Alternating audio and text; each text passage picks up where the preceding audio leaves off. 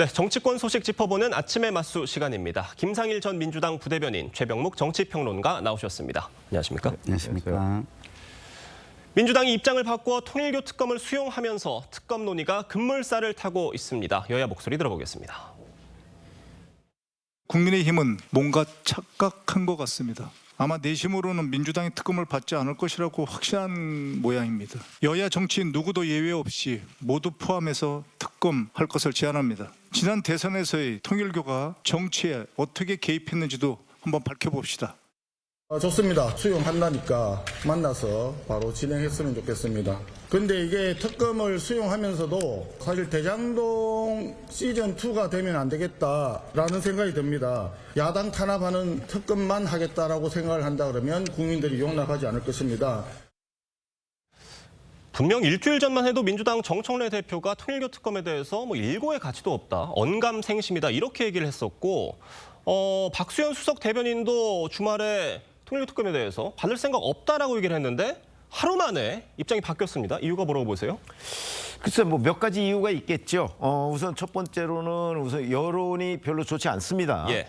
그 부분 하나하고 그다음에 국민의힘과 개혁신당 양당이 통일특검법에 합의를 했거든요. 이거는 여론을 더 악화시킬 소지가 굉장히 많다는 거예요. 그러니까 단순히 여론이 좋지 않다뿐만 아니고 예. 앞으로 미래도 이 여론이 점점 더 악화될 것이다라는 전망을 할 수밖에 없을 것이고 그다음에 두 번째는 정청래 대표가 2차 특검을 하겠다고 하잖아요. 그런데 예. 2차 특검을 하는데 통일특검은 안 된다. 이게 국민들한테 명분이 좀 약하거든요. 그런 부분과 함께 그다음에 통일교는 여야 모두에게 어프로치했다. 이렇게 윤영호 녹취록에 예. 나오잖아요. 예. 그런 걸 보면 우리가 일방적으로 피해보는 건 아닐 것이다라는 기대감 이런 것들이 종합적으로 작용했다고 봅니다. 계산기를 조금 두드려 봤을 것이다. 앞으로의 여론까지 포함해서요. 여론 부분 말씀해 주셨는데 그러니까 민주당 지지자들이 67%가 네. 특검 도입에 찬성하는 것으로 나타나는 갤럽 여론조사 지난주에 있었습니다. 이게 흥미로웠던 점은 국민의힘 지지자들보다 민주당 지지자들이 네. 특검 도입 필요성을 더 높게 봤다는 점이었어요. 네. 이 부분이 결국에는 민주당 지도부가 무시할 수 없었을 것이다라는 분석들입니다. 네, 너무 당연한 이야기고요. 기본적으로 그 민주당의 강성 지지층의 어떤 설득 여부 이런 게 굉장히 중요해요. 예. 민주당 지도부, 현 지도부한테는. 그런데 이 정도의 높은 수치라면 강성층의 어떤 반발이나 이런 것도 충분히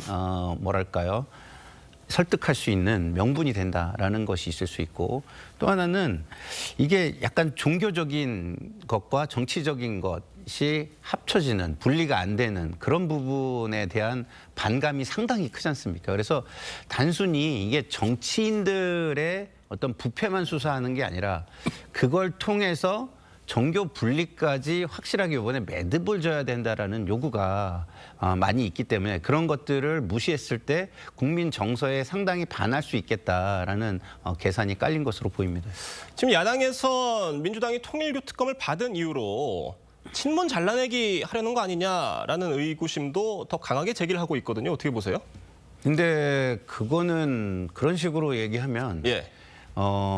정치권, 기존의 정치권에 대해서 그러면은 앞선 정부를 잘라내기 위한 것이다. 이런 비판으로 자동적으로 이어지는 거잖아요. 그렇기 때문에 그런 얘기는 수없이 나왔고 그 정권에 관한 것도 똑같습니다. 이게 한 계파에 관한 것뿐만이 아니라 항상 수사나 무언가를 감사나 무언가 개혁이나 하면은 전에 책임이 있는 사람들에게 그 화살이 갈 수밖에 없기 때문에 그런 것들을 정치적으로 또 포장하려고 하는 사람들이 있는 것이다. 이렇게 보는 게 더 나을 것 같습니다.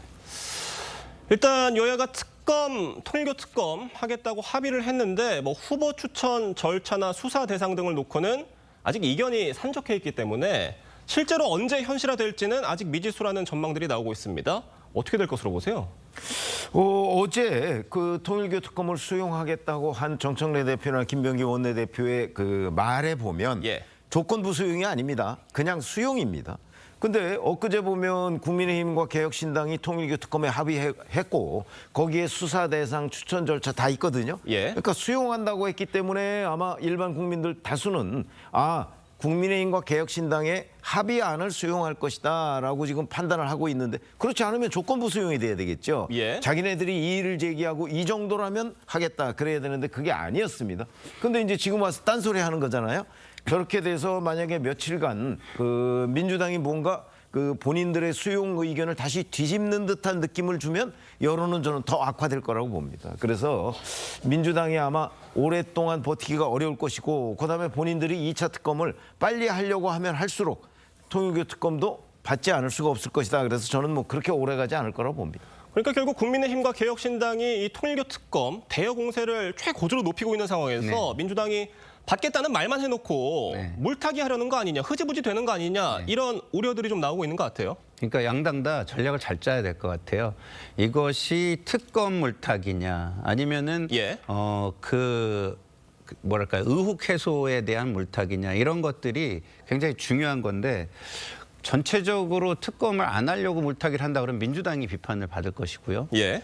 그 안에서 합리적인 주장이 아닌데 계속해서 밀어붙인다면 어떤 의혹을 완전히 해소하는 것에 대해서 오히려 국민의힘이 부담을 느끼는 거 아니냐 이렇게 역풍이 불 수도 있는 것이거든요. 그렇기 때문에 제가 볼 때는 필요성에 맞는 합리적 주장이냐를 국민들이 보게 될 것이고 국민들은 지금 이것을 굉장히 정서적으로 필요성을 느끼고 있기 때문에 직관적으로 그런 부분에 대해서 느끼게 될 것이다. 그래서 어느 쪽도 만약에 합리성이 떨어진다면 오래 버티기는 좀 쉽지 않는 사안이 아닌가 이런 생각이 듭니다.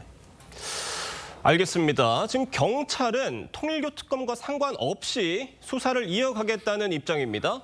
전재서 의원 관련 의혹 수사에 집중하는 모습인데 앞으로 경찰 수사는 어떻게 되는 겁니까? 아니 경찰이 그 통일교 특검과 상관없이 수사를 이어갈 수가 없죠. 그렇죠. 왜냐하면 특검이 출범하면 거기로 다 넘겨야 되기 때문에. 뭐 일단은 다만, 그렇다는 입장인 것 같아요.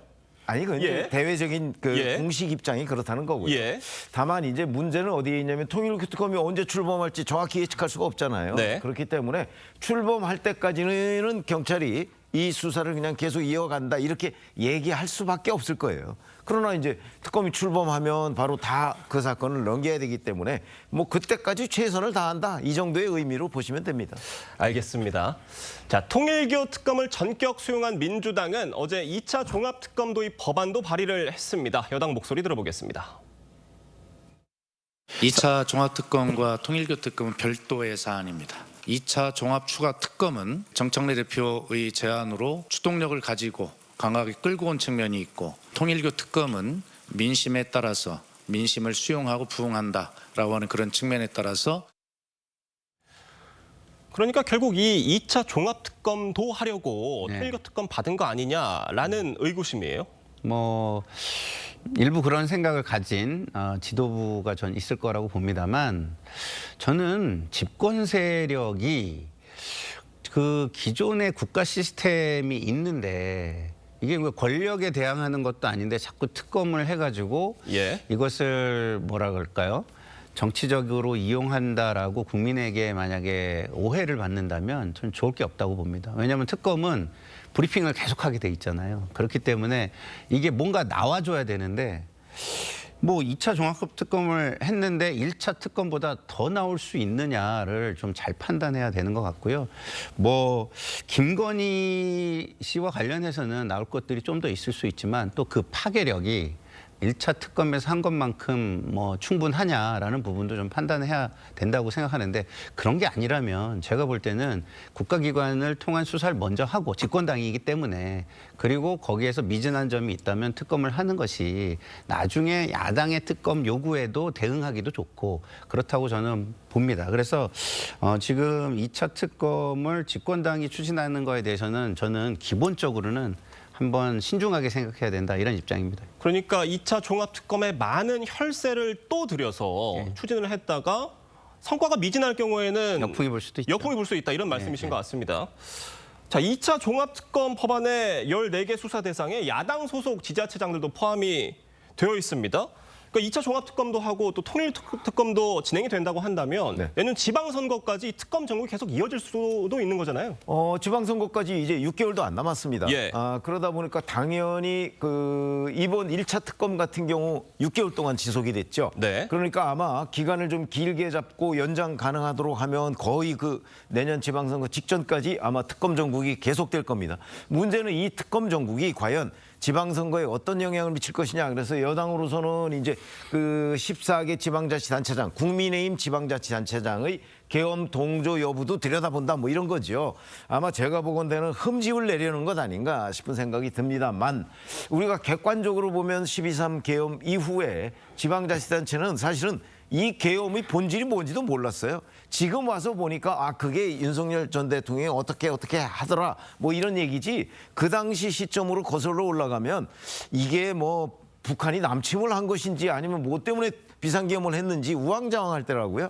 그러니까 뭐 동조를 하려고 해도 동조를 할 정도의 판단 근거가 없었다고 저는 보기 때문에 아마 특검을 했을 경우에 그런 사실이 드러나지 않겠습니까? 이번에 조희대 대법원장이 계엄에 동조하지 않았다는 게 명확하게 드러났듯이 예. 그렇기 때문에 아마 여당의 기대, 목표 여기에 2차 종합특검이 부합할 것 같지는 않다. 오히려 역효과를 맞을 가능성이 있다 이렇게 봅니다.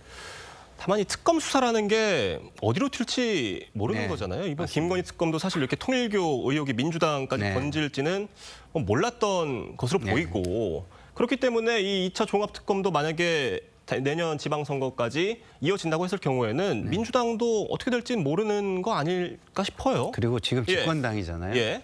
이것을 깔끔하게 마무리를 해가지고 국민통합으로 나갈 수 있는 진실을 밝혀주고 그 진실을 토대로 국민통합을 통해서 발전으로 이어진다면 집권당은 이익이 있습니다. 일을 잘하는 유능함을 보여주는 것이죠. 근데 갈등을 통해서 선거의 이익을 보려고 하는 거는 이제 국민들이 피로감이 너무 커요. 왜냐하면 이 사회적 갈등이 너무 크기 때문에 경제나 민생이 제대로 돌아가는 게 없다는 걸 국민들이 이제는 느끼고 있습니다. 그렇기 때문에 지금 집권당의 책임으로는 이렇게 갈등을 이용해서 정치적인 이익을 보겠다라는 게 국민들에게 간파되는 순간 역풍이 불 수 있기 때문에 저는 과유불급은 이제는 자제해야 된다 이런 생각이 듭니다. 알겠습니다. 자, 다음 소식 짚어보겠습니다. 민주당이 일단 위헌 지적에 두 차례 수정을 거듭한 내란 전담 재판부 설치법을 본회의에 상정을 했습니다. 국민의힘은 또다시 무제한 토론에 나서며 강하게 반대했는데 여야 입장 들어보겠습니다. 이번 내란 전담 재판부 설치법은 위헌성과 위험성을 모두 제거했습니다. 무엇보다 조희대 대법원장의 입김을 최대한 차단한 점이 이번 수정안의 장점입니다. 민주주의의 핵심 원리는 다수결이 아니라 대화와 타협입니다. 고 노무현 대통령께서 남기신 글입니다. 대놓고 앞문으로 들어가려다가 슬그머니 창문으로 기어 들어간다 해도 위헌이 합헌이 되지는 않습니다.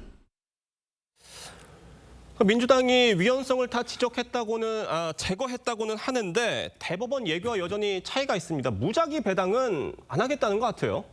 그러니까 우연성을 제거했다 이렇게 예. 말하면서도 자 내란 재판부를 이렇게 구성해라 하는 걸 법으로 지금 정하겠다는 거 아니겠어요? 그러니까 무작위 배당이 아니고요. 예. 자 이렇게 되면 이 문제는 이제 뭐 우연성이 제거됐다고 하는 법조인들도 있고 아니다 여전히 우연성이 있다. 그 우연성은 바로 재판부 구성을 입법부가 간섭하는 것 아니냐. 예. 이렇게 지금 얘기하고 있거든요.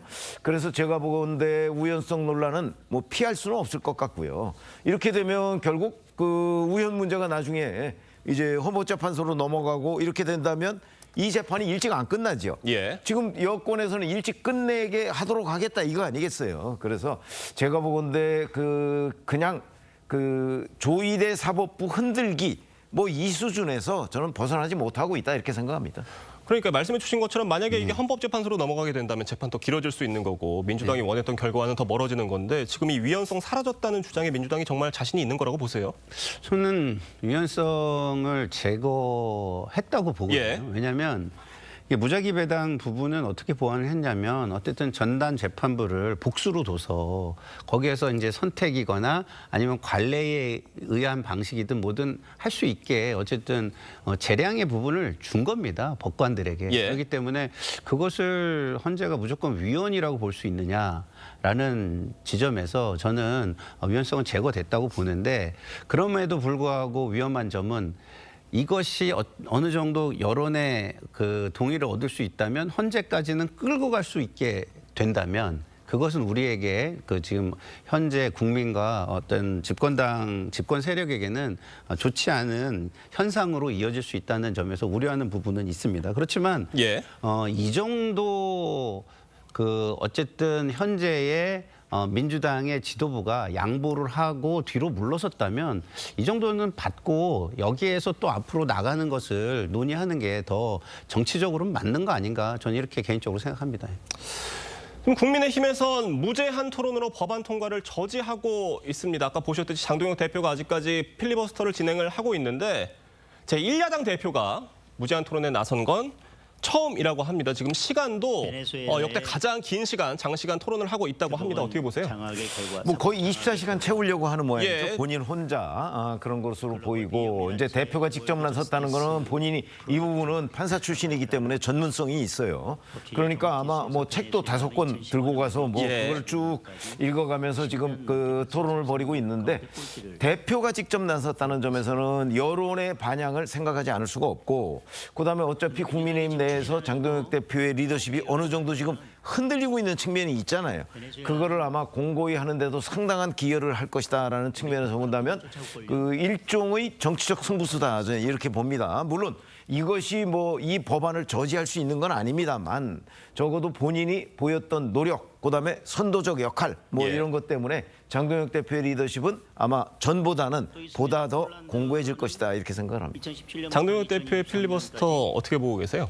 일단은 솔선수범이라는 점에서 잘하는 거죠. 저게 뭐 어쨌든 24시간을 할 수밖에 그게 이제 지금 뭐 종료가 가능하죠. 강제 예. 종료가 24시간 후에 될 것으로 예상되기 때문에 24시간뿐이 못하지만 어쨌든 다른 의원들 입장에서는 대표가 저 정도 했는데 우리도 최소 24시간은 해야 된다라는 기본적인 희생에 가이드라인은 네. 베이스라인은 만들어진 것이기 때문에 예. 지도자들의 희생이라는 것은 저런 큰 반향을 일으키는 것입니다. 그래서 저것이 뭐 큰 희생이라고까지는 말할 수 없지만 적어도 조직 내에 기강을 잡고 반향을 일으킬 수 있는 희생은 되는 것이다라고 저는 봅니다.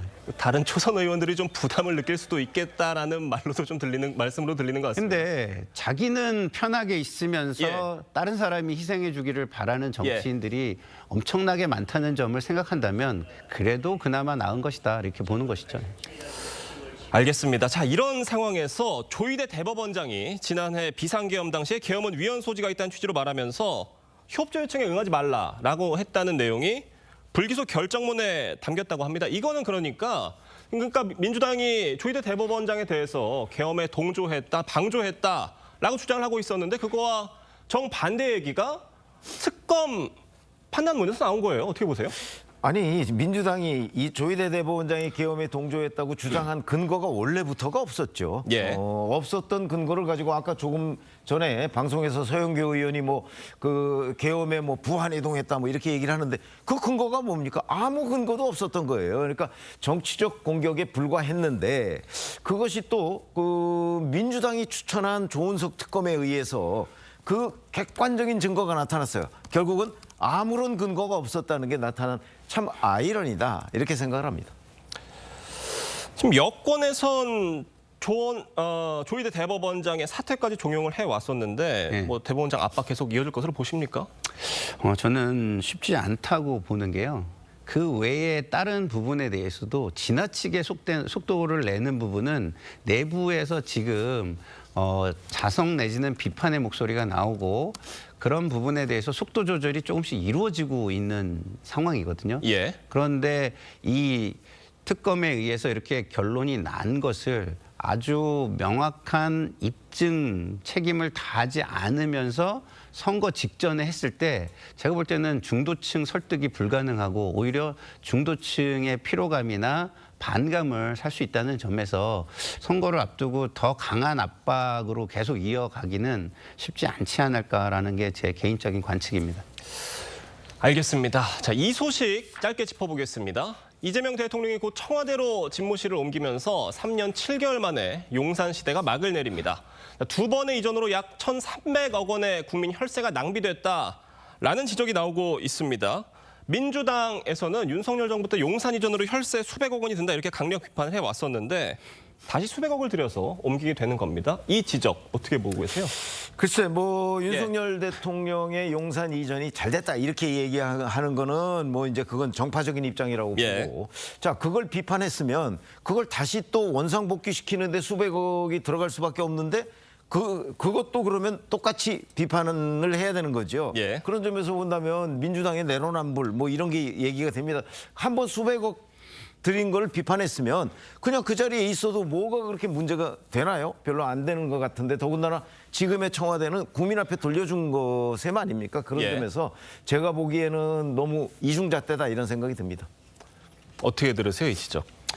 용산으로 이전한 것 자체가 무리한 이전이었고 거기에 따르는 비효율이나 사회적인 논란을 통한 사회적인 비용들이 증가한 것이 사실입니다.